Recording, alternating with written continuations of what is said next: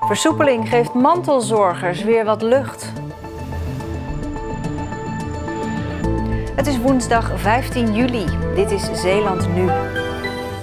Veel mantelzorgers overbelast door corona. Restaureren vestingmuur is een puzzel. En kleurcodes voor stranden, werkt dat? Dag dames en heren.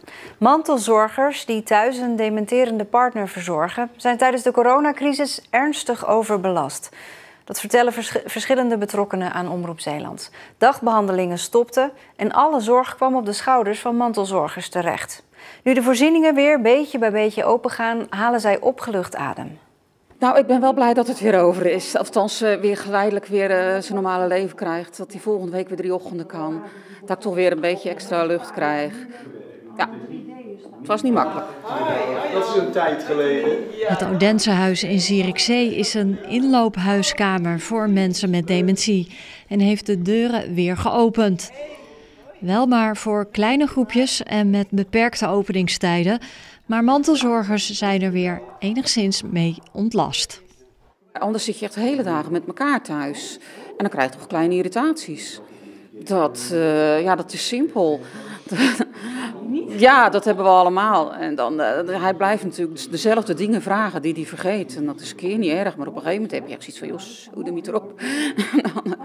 En als hij dan 3 dagen de weg is, dan staat het elastiekje niet zo strak gespannen. Dan kan je dat gewoon veel beter hebben. Ook de vaste bezoekers zijn blij dat de dagopvang weer open is. Als je thuis zit, dan zit ik te marreleren. Zij werkt nog natuurlijk. Nou ja, dan zit je daar een hele dag alleen. Tegen de muur te kijken. Ja, dan ben ik weer blij, dat weer een dag open is en dat we weer hier naartoe kunnen. Ik mis het heel erg, ja. Echt. We merken echt dat het voor de mensen heel belangrijk is dat we weer gaan starten. Zijn mantelzorgers overbelast geraakt? Ja, zeker. Ja. Als ze dat niet al waren. Maar nu in die coronatijd is daar nog een schepje bovenop gegaan. Ja, er ging niks af, er kwam alleen maar bij. Ja. Niet alleen sloot de dagopvang de deuren, de huishoudelijke hulp, de buren en de familie kwamen vaak ook niet meer langs. Voor mensen met dementie kan dat grote gevolgen hebben. Ja, iemand kan zich niet meer zelf goed bezighouden. Dus initiatief uit de hersenen verdwijnt vaak. En dat betekent dus heel vaak dat de partner of de mantelzorger dat moet overnemen. En wat je heel vaak ziet is als er overdag te weinig activiteiten zijn, dat er ook 's avonds en 's nachts meer onrust is. Dat mensen echt angstig kunnen worden, hallucinaties kunnen krijgen, de dag en de nacht kunnen omdraaien. Dat geeft natuurlijk een hele hoge belasting voor de partner met name. Heeft u nou meer crisissituaties meegemaakt dan anders? Het is meer geweest dan dat het normaal gesproken is, ja.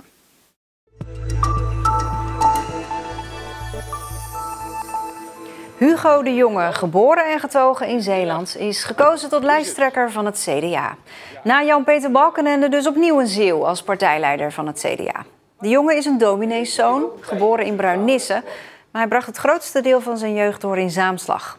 En was niet het braafste jongetje van het dorp, bekende hij ooit aan Omroep Zeeland. Ik ben gewoon jong geweest, gewoon puber geweest. Dat ben ik vrij stevig geweest. En dat zullen een aantal mensen op Zaamslag zich nog wel herinneren, denk ik. Vrees ik. Hoe dan ook, het ondeugende mannetje uit Zaamslag is minister van Volksgezondheid geworden en moet nu het CDA bij de Tweede Kamerverkiezingen van volgend jaar naar zetelwinst brengen. Het CDA is momenteel de 3e partij in het parlement samen met D66, achter VVD en de PVV. Voor de 2e keer. Hij moet goed vastgemaakt worden voordat hij de lucht in kan. De laatste 24 meter lange roeden van de molen van Nieuwvliet. De roeden worden eraf gehaald zodat de molen gerestaureerd kan worden. De komende maanden moet het dorp het dus doen met een kale molen. Het is een beetje kaal, inderdaad. Ja. Alles went natuurlijk en het gaat toch tot januari ongeveer duren voordat weer terug alles in orde is.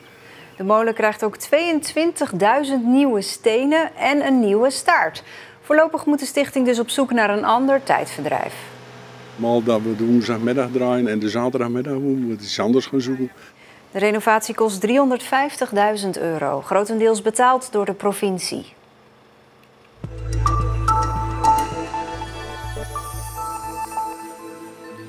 Bijna 400 jaar heeft de oude vestingmuur bij het havenkanaal de stad Zierikzee beschermd tegen allerlei vijanden. Maar in de loop van de eeuwen zijn er flink wat stenen losgeraakt, verdwenen of gebroken. En daarom is het blauwe bolwerk de afgelopen maanden grondig gerestaureerd. Dat zit er nu bijna op. De muur zelf is gebouwd tijdens de 80-jarige oorlog. Een beetje aan het eind van de 80-jarige oorlog. Dus de laatste decennia van die oorlog heeft hij ook nog wel dienst gedaan als stadsverdediging. 4 eeuwen staat hij hier. Hij wordt momenteel gerestaureerd. Ja. Waarom? Hij was technisch slecht, er zaten scheuren in en dat moest hersteld worden. Ik zie 2 muren. Ja. Ja, hij is in principe opgebouwd uit een constructieve metselwerkmuur waar tegen een hardstenen buitenschil geplaatst is. Dus het zijn in principe 2 muren die in elkaar grijpen en met elkaar verankerd zijn. Ik kan me voorstellen wanneer je zo'n muur gaat restaureren dat er geen handleiding klaar ligt op welke manier dat moet. Hoe is dat hier gegaan? Nee, voor elke restauratie is geen handleiding. Dat is altijd zelf weer een uitzoekwerk van hoe dat we een restauratie gaan aanvliegen. Dit zijn dus de blokken die ze eruit hebben gehaald. Die hebben allemaal een plaatje gekregen waar een laagnummer en een bloknummer op staat. Op die manier kunnen ze met de bouw ook het juiste blok op de juiste laag, op de juiste plek neerleggen.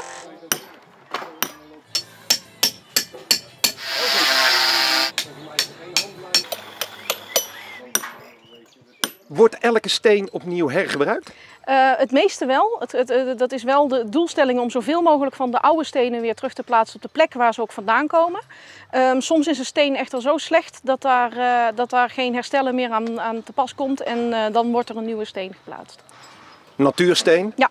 Uit België? Ja, uit België. Ja. Deze stenen komen ook uit België en een soortgelijke steen wordt hier ook geleverd door Belgen. En dat wordt bekapt en verwerkt op dezelfde manier als de oude stenen, zodat er ook niet zo heel veel verschil tussen de oude en de nieuwe stenen ontstaat.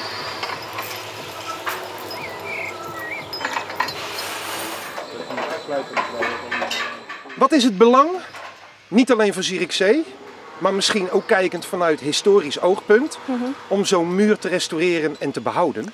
We hebben er in Nederland niet zo heel erg veel meer. Dus Nederland breed zijn de muren vaak een beetje vogelvrij. Er wordt weinig onderhoud aan gepleegd. Ze zijn vaak vervallen of ze zijn er helemaal niet meer.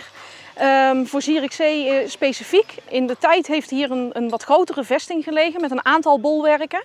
Daarvan is het blauwe bolwerk het enige overgebleven stuk nog. Dus voor de stad Zierikzee is het zeker een belangrijk baken uit die periode en zal daar echt wel voor behouden moeten blijven. Aangeschoven Martijn van der Werf voor nog wat nieuwtjes uit de provincie. De kleurenwebsite bijvoorbeeld voor de stranden in Veren. Ja, daarop kan je in één oogopslag zien hoe druk het is aan de Veerse stranden. Dan kan je dus bepalen, ga ik hier wel heen of ga ik hier niet heen, want het is daar te druk. Vandaag is die website gelanceerd en onze verslaggever ging kijken hoe die werkt.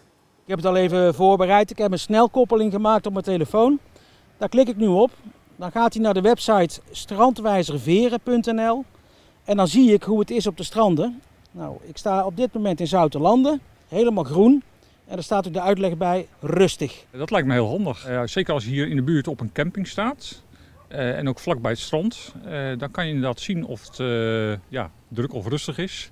En eventueel kan je daar je keuze vanaf laten hangen natuurlijk waar je naartoe gaat. Als het heel erg druk is, dan kunnen we beter ergens anders naartoe gaan. Er is zoveel strand, dus vast ergens anders nog wel een plekje.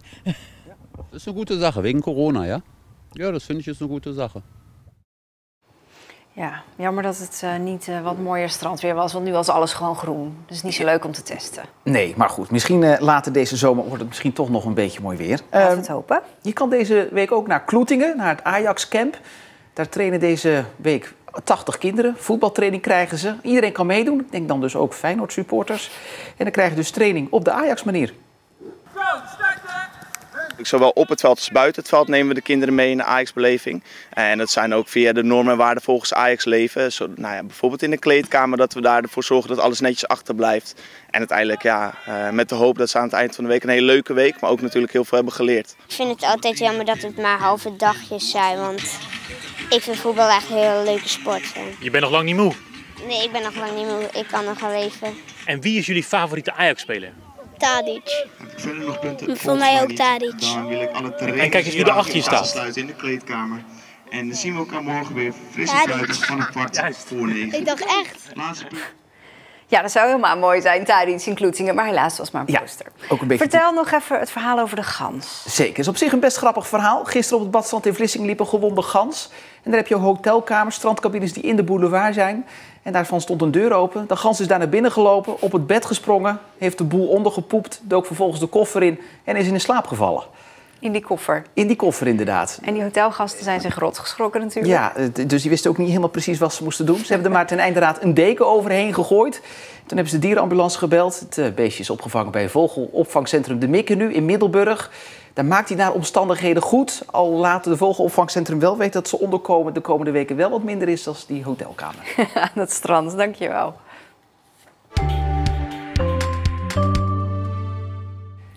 Het was minder regenachtig dan gisteren, maar zonovergoten konden we het ook niet noemen. Hier en daar viel zelfs nog een bui en het werd ongeveer 19 graden. En er komt weer wat regen aan, maar morgenochtend klaart het snel op. Het blijft wel licht wisselvallig met flinke opklaringen, maar ook een enkele bui. Hierna een nieuwe aflevering van Trots op Zeeland. Hoe maakt Zeeland er, ondanks corona, toch een toffe zomer van?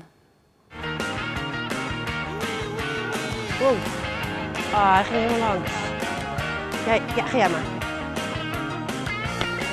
Oh, daar zit een steen. Door Jeu de Boel dus onder meer.